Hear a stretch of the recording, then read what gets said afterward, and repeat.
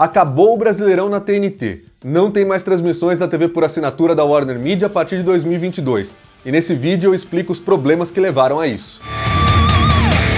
Muito bem, pessoal, foi uma história bonita que eu já contei várias vezes aqui no canal, de como o esporte interativo foi importante, conseguiu romper aí com o monopólio da Globo no Campeonato Brasileiro, conseguiu levar equipes como Palmeiras, Atlético Paranaense, Internacional, Santos, apostou na dupla do Ceará, no Fortaleza e no Ceará, quando eles ainda estavam em divisões inferiores, e hoje, veja só, participando de Libertadores e de Copa Sul-Americana. Tudo é uma história realmente muito legal, mas que teve um fim muito precoce. Afinal de contas, os contratos, a maioria deles, tirando o Internacional, eram até 2024. E aqui estamos nós, em dezembro de 2021, falando sobre o fim dessa relação, 3 anos antes da hora. E o primeiro tópico que a gente tem que analisar é a questão da legislação brasileira. Por causa da Lei Pelé, que obrigava as emissoras a terem contrato com os 2 times em campo para poder transmitir uma partida, o esporte interativo nunca conseguiu ter mais do que 56 partidas para transmitir. Muita gente fala, o esporte interativo sabia onde estava entrando, conhecia a lei, comprou assim porque quis. É uma verdade. Mas o que impediu nesse tempo todo de haver um acordo entre as partes, entre as 2 emissoras, para que ambas pudessem transmitir jogos, ou o esporte interativo dos seus times como mandantes contra os do Sport TV, ou os do Sport TV contra os times do esporte interativo, depois TNT Sports, tudo por causa, na verdade, do pay-per-view, porque não era do interesse da Globo.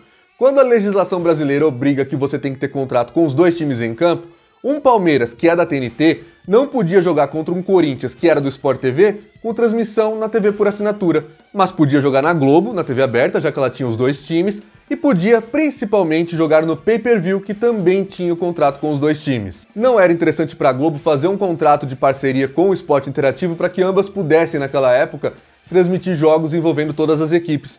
Essas partidas que ficaram no escuro da TV por assinatura, que envolviam um time de um canal contra um time do outro, eram ótimas para o pay-per-view. Ficariam exclusivas dele, ou se a Globo quisesse usar em TV aberta, poderia, mas na maioria dos casos, exclusivas do pay-per-view, valorizando assim uma fonte de renda direta da emissora carioca e dos próprios clubes envolvidos. A lei brasileira mudou, você sabe, em 2021 foi aprovada aí a chamada Lei do Mandante, agora você precisa ter contrato apenas com o time que tem o mando de campo. Se fosse assim, o esporte interativo poderia ter transmitido 76 jogos em todas as edições, e isso porque havia um limite de 2 jogos por rodada, ele poderia ter um cardápio bem maior do que isso para escolher, mas no fim das contas seriam apenas 76, como o Sport TV também transmite. Só que quando a legislação foi aprovada, ela passou na Câmara e no Senado com um dispositivo que foi apelidado de Emenda Globo, para que ela não valesse para contratos assinados antes da sua vigência. O que muita gente considera como certo, Você não pode fazer uma lei e querer mudar o que foi assinado antes dela. Mas era a última cartada da TNT para tentar continuar com a competição, quando ela viu que estava pagando caro, e era uma conta que fica aí na casa dos 200 milhões de reais para transmitir no máximo 56 jogos em 2020, ou 42, como foi agora em 2021, não valia a pena, foi melhor chegar a uma rescisão amigável e liberar os seus clubes para assinar com outras emissoras. A maioria deles até agora assinou com o Sport TV, a gente só não sabe o destino de Palmeiras e Atlético Paranaense. O Furacão, como você sabe, tem uma relação conturbada com a Globo, é imprevisível. O Palmeiras demora porque está vivendo aí os últimos dias da gestão do presidente Maurício Gagliotti, que será substituído pela Leila Pereira. Então, quando ela sentar na cadeira e realmente assumir o cargo do Palmeiras, a gente deve ter alguma indicação de futuro com relação a esse contrato. O segundo problema é a submissão dos clubes à Globo, porque isso também afetou muito o esporte interativo e depois a TNT.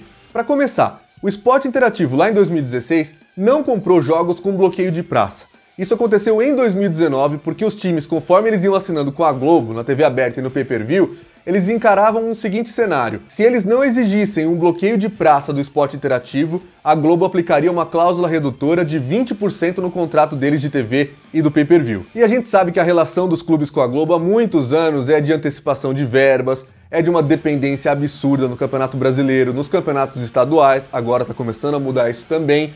E os clubes não tiveram como dizer não. Alguns provavelmente nem tiveram vontade de dizer não. Por exemplo, o Santos mudou de direção, quem assinou com o esporte interativo foi um presidente, quem assinou com a Globo foi o outro, ele era muito mais pró-Globo, isso ficou claro logo que ele assumiu o cargo.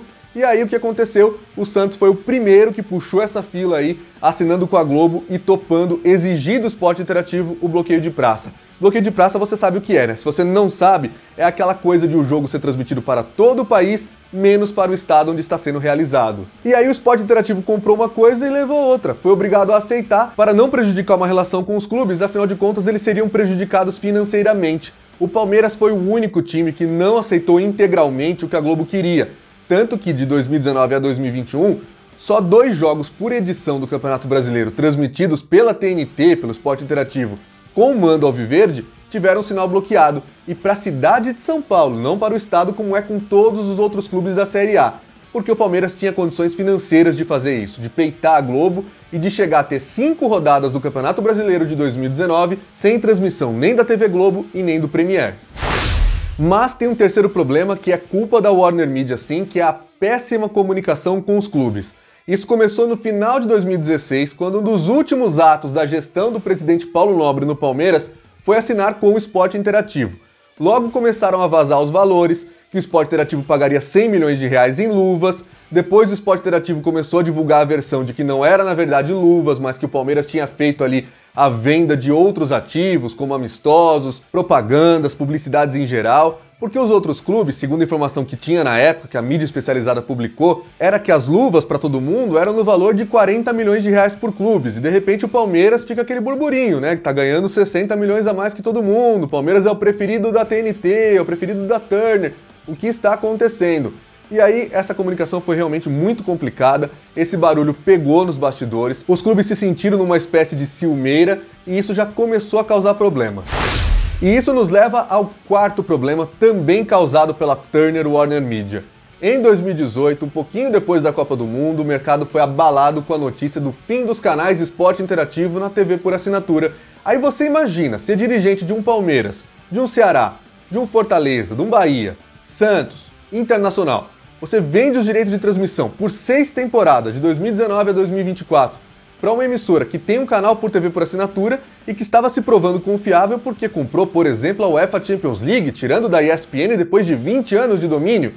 E aí esses canais acabam. E segundo diziam na época, sem que os clubes tivessem sido avisados previamente disso. Todo mundo foi abalado ali em agosto de 2018 com essa notícia, demissão de funcionários, fim da programação na TV por assinatura, alguns programas que foram para o Space, outros para a TNT, isso piorou ainda mais a situação. Depois a Warner Media conseguiu colocar panos quentes na situação, disse que transmitiria pela TNT e pelo Space, a experiência com a Champions League que deu grandes audiências para os 2 canais, provando que dá certo o modelo de Superstation, né, que são esses canais de TV por assinatura que não tem apenas um gênero, passa filmes, séries, futebol, o que tiver rolando, que é o caso da TNT e um pouquinho do Space também. Aí a situação ficou um pouco mais tranquila e eles embarcaram para 2019, mas em 2018 teve dirigente falando em rescisão. Aí junto o problema da má comunicação, com o problema da legislação brasileira e com o fim dos canais lineares, e mais a questão do Fortaleza, que na época se incomodou porque ele tinha um contrato diferente dos outros, ele não entrava no mesmo bolo de divisão por transmissões, premiação, nada disso, ele tinha uma cota fixa de 9 milhões de reais,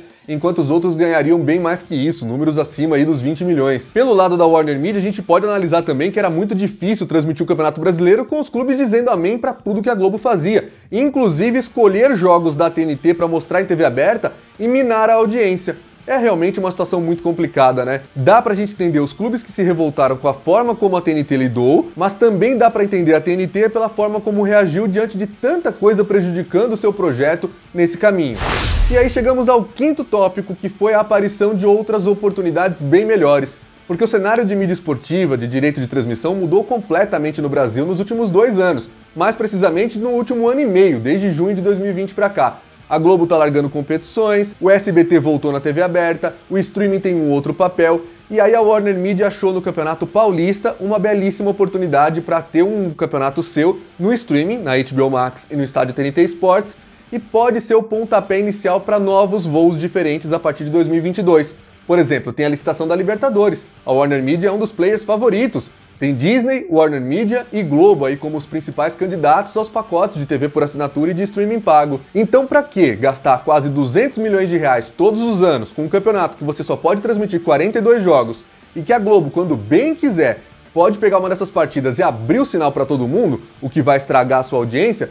Pra que continuar dessa forma, não é verdade? É muito melhor pegar um Campeonato Paulista onde eles vão ter 2 jogos, sendo que um deles completamente exclusivo e exclusivíssimo mesmo. Nem o pay-per-view do Paulistão vai ter esse jogo que é exclusivo da TNT Sports. O fato é que hoje o mercado tem novas possibilidades. A gente em breve vai saber o resultado, por exemplo, da licitação da Premier League. A Disney é favoritíssima, mas não sabemos se a Warner Media vai entrar para tentar pegar o campeonato inglês. Cenas dos próximos capítulos. E você vai acompanhar tudo aqui com a gente. Eu espero que você tenha gostado desse vídeo. Esse é o blog do Alan Simon. Aqui você sabe onde o seu time joga.